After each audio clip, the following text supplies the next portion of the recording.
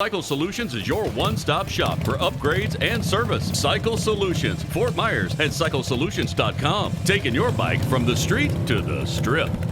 Hi, this is Chris Waddell from Cycle Solutions. I want to talk to you today about one of the ultimate terrible things to have happen to you and a pretty cool new fix that's out there. So this is one of our longtime customer, Ralph's bike, 22 Road Glide Ultra. He came in for a cam chest and the D&D pipe and a Thunder Max and throttle body. Prior to installing this, pulled the cam chest apart, and arguably the most dreaded thing that can possibly happen to you, and it's all over the internet, is that the Tappet cuff bolt broke off in the front cylinder. Now I was doing the install, and quite honestly, that bolt literally just came off in my hands. It was exactly the depth of the spacer in the OEM Tappet cuff. Here's the other bolt, and you can see just how much Loctite was on that bolt.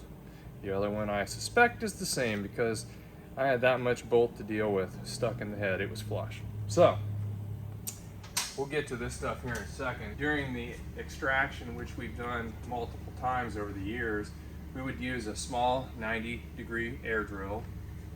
We use a basically choke off the air to control the speed, and some tap cutting oil. And actually, a little trick we did is we took this OEM lifter block, we put a pair of crap lifters in there, plugged up everything so you didn't get a bunch of shavings where you don't want them. And then I took a OEM breather bolt, I've done this before, out, which makes a really nice guide. You just cut it down so it sets right down in here after you remove the little spacer. Set it down in there, you epoxy it in, and it allows you to set this right down on it, and it gives you just a perfect drill angle if you're careful. So that's what you do when you're in a parking lot in Sturgis, South Dakota on a Sunday afternoon and you are screwed. All right? In this particular case, thank God it happened here in the shop. We went ahead and did that process, and I got the meat of it out.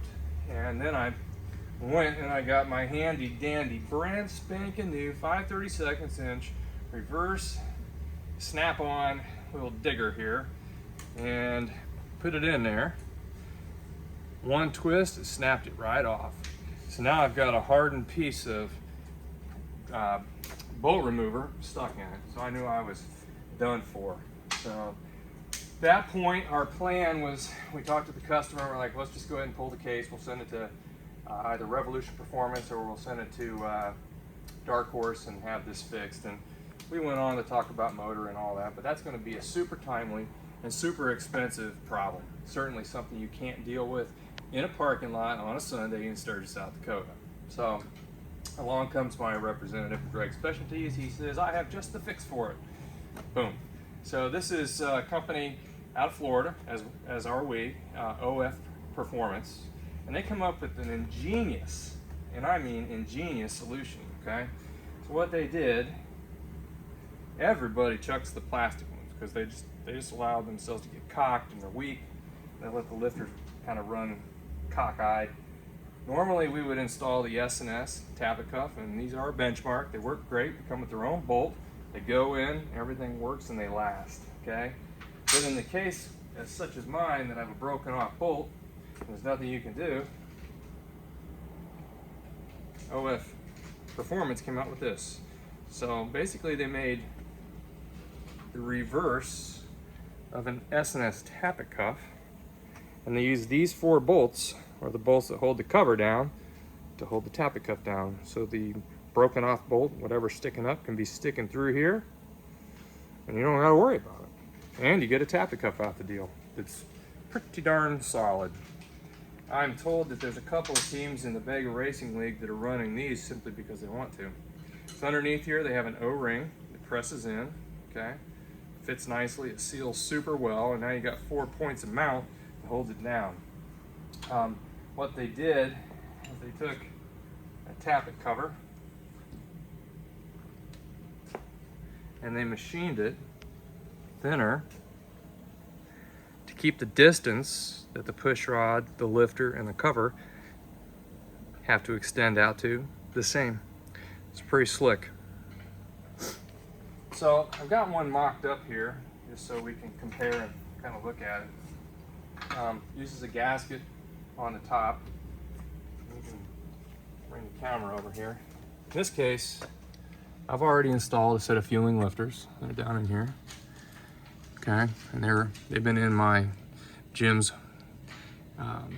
oiler jug there that you use vacuum on to suck them through, and then we do the old school pump. But they're in there, so that's basically how this holds down. There's your O-ring seal, goes on there. Now the way I do it, the instructions suggest that you would use a feeler gauge, but just an old school thought. About everybody has a free Matco or Snap-on screwdriver they give you to put in your pocket. But what we do is when we put the Tappet cover on with the gasket, right? You bring this down like it's supposed to, and you put your 4 bolts in there, and you slowly torque them down, small increments. I just stick a magnet down in on the lifter, and I'm moving it up and down. It's like walking and chewing gum at the same time. So as you're torquing it down and you're moving that lifter, you know everything's clearanced perfectly when you're torquing them if it still moves. So that's a suggestion. Start at 50 or 60 foot-pounds, and you need to alternate a star, if you will, until you bring it down to the 120 inch-pounds of torque. So you would use a quickie adjustable push rod like we do. These are always S&S. They go in easy. Everything works perfectly. You can take them out in minutes and not hours. So once we get Ralph's bike back up and running, he doesn't have to worry about that broke off bolt. And even though that drives me crazy, it's a lot cheaper than sending the bottom end out. Thanks for tuning in. If you'd like to be notified when Cycle Solutions releases new videos, hit the like and subscribe and follow us.